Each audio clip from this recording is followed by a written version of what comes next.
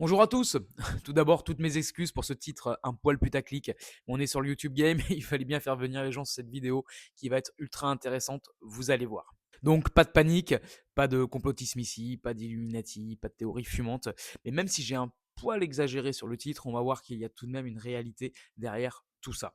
On va seulement exposer des faits, juste des faits, et j'espère que vous allez en apprendre un peu plus sur ce sujet ultra important et bizarrement très peu connu des professionnels, bartenders, cavistes et encore plus du grand public. Cette vidéo est la première d'une série qui sortira aléatoirement entre d'autres vidéos et qui est destinée à un peu mieux comprendre l'organisation actuelle du marché mondial des alcools. Car comprendre, c'est le début de la réflexion. Et vu l'état actuel des choses, on a bien besoin de cogiter un peu pour faire avancer le schmilblick. Pour ceux qui ne me connaissent pas, je suis François de la cave Bar Spirit à Toulouse et je vais aujourd'hui vous raconter comment quelques grosses compagnies alcoolières trustent plus des trois quarts du marché des spiritueux mondial en toute décontraction.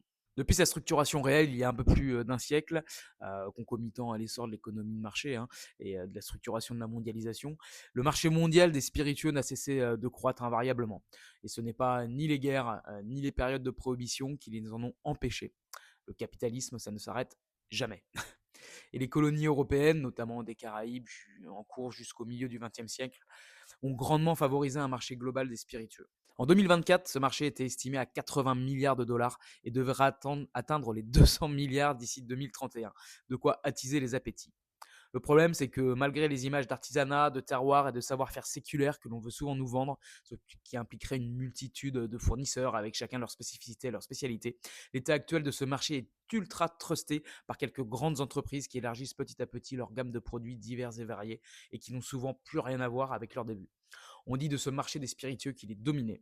Et ces entreprises, on les appelle dans le jargon financier des major companies.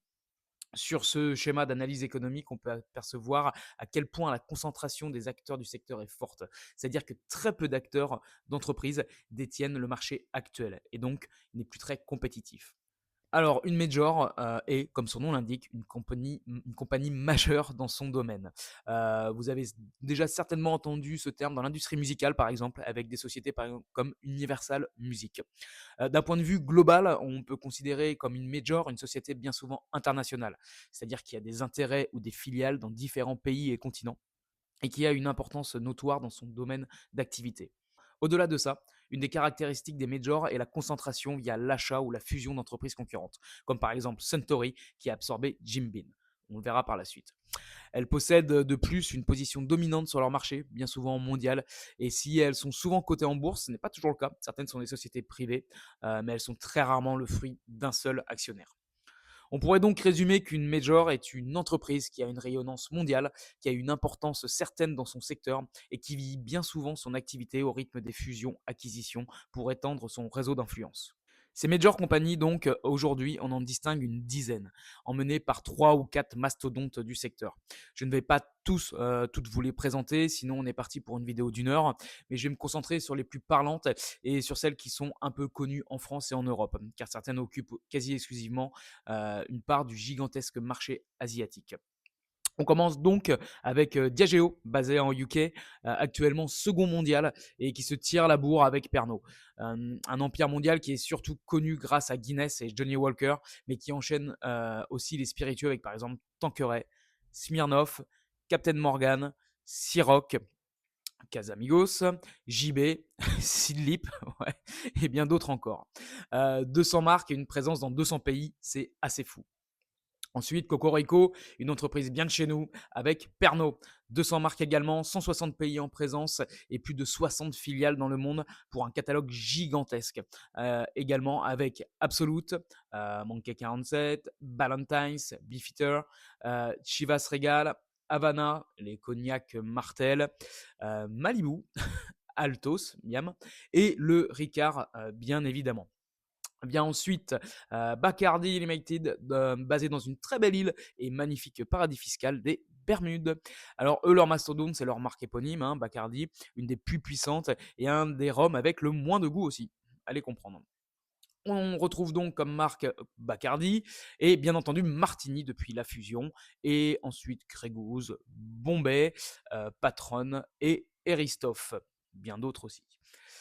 Du côté des États-Unis, on trouve un acteur incontournable, Braun Forman, avec notamment les marques Jack Daniels, Woodford Reserve, Diplomatico et Ford Gin. Et pour finir, un conglomérat Japon-USA qui est en réalité basé aux USA mais que j'ai placé au Japon pour faire juste joli. Le bien nommé Beam Suntory, fusionné en 2004 avec en tête Jim Beam, La Frog, Bowmore, les Tequila Sosa, miam, mais aussi Ibiki, Yamazaki et Roku pour la branche japonaise. Je ne vais pas m'étendre sur les autres acteurs du secteur, je pense que vous avez compris le principe. On aurait pu citer également Campari, Cointreau ou William Grant. Vous voyez donc que leur catalogue est impressionnant et non exhaustif en plus ici, et que bien souvent ils sont également détenteurs de marques de vin ou de bière en plus. Parce que pourquoi se gêner? Et en plus de cette activité de détenir des marques, il ne s'arrête pas là puisque ces bouteilles, bah, il faut aussi les vendre. Si on se souvient avec presque nostalgie des commerciaux Ricard qui offraient un petit jaune au comptoir il y a quelques années, espèce en voie de disparition, hein, toutes les compagnies n'ont pas de force commerciale présente dans chaque pays du monde. Même s'il faut le reconnaître, Pernod est un des derniers à beaucoup distribuer en propre. Il faut donc des commerciaux, mais surtout des réseaux de distribution. Et c'est là que ça devient un petit peu le bordel. Car ces sœurs ennemies, qui sont des sociétés concurrentes, savent parfois très très bien s'entendre pour se refiler des marques d'un pays à l'autre pour la distribution, ou bien pour apparaître côte à côte chez des distributeurs nationaux. Par exemple, Pernod, qui est actionnaire minoritaire chez Sovereign Brands, une entreprise propriétaire des rhums Bombu, distribue la marque en UK, tandis qu'en France, ils ont refilé le bébé à Villevert, alors que Pernod aurait pu s'en charger.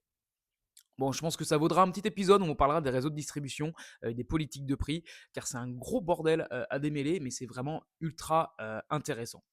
De même, l'entièreté du catalogue de chaque major n'est pas disponible dans chaque pays. Les stratégies d'implantation diffèrent selon les traditions, l'état du marché et le jeu des alliances. Vous vous en doutez bien, ces sociétés sont là pour faire de l'argent, du bif, de la moula. Ils veulent tous être les premiers, évidemment. En ce moment, c'est Diageo, Bacardi et Pernod qui se disputent les 3 premières places du classement, avec respectivement 14,4% et 13,9% x2 du marché. C'est une moyenne sur les 3 dernières années parce que les chiffres sont légèrement fluctuants, mais en ce moment, c'est Pernod qui est devant. Braun Forman, Beam Suntory s'en sortent pas mal avec respectivement 6% du marché chacun. Ces 5 majors à elles seules trustent 55% du marché mondial. C'est insane. On ajoute à ça quasiment 26% de parts de marché détenues par les 5 autres mastodontes du secteur, et il reste 20% du gâteau à se répartir entre acteurs nationaux d'importance et une infime partie pour les acteurs artisanaux. On a vu au début l'effet de concentration du marché qui, d'ailleurs, on le sait depuis très longtemps en économie, est nocif tant en termes de régulation du prix que de qualité des produits. Peut-être que ça vous parle, une histoire d'opérateur télécom en France au début des années 2000. Le marché mondial des spiritueux donc représente 80 milliards de dollars aujourd'hui. Et les perspectives de croissance sont donc assez folles avec l'ouverture de nouveaux marchés pour les mastodontes du secteur, comme l'Afrique par exemple. De quoi encore attiser les appétits vu les sommes que cela représente. Et ces business sont très très très rentables puisque notre français Pernod annonçait pour son exercice 2023-2024 un résultat net de 1,48 million d'euros. C'est terminé, bonsoir. Et ce malgré une baisse de croissance historique de 1,2%. Les actions sont passées de 201 euros à 127 euros en un an. J'espère que cette vidéo vous aura intéressé. Comme vous l'avez compris, c'est la première d'une série visant à décrypter l'organisation actuelle du marché des spiritueux. Parce que moi, je pense sincèrement que c'est en connaissant au maximum notre milieu qu'on devient meilleur dans ses choix. Et comprendre comment chaque décision d'achat peut impacter favorablement ou défavorablement le marché, notre société et la planète. Je vous dis à bientôt pour une nouvelle vidéo. Et quand vous le voulez, au shop, au 3 rue Cujas à Toulouse ou sur notre site internet. À bientôt.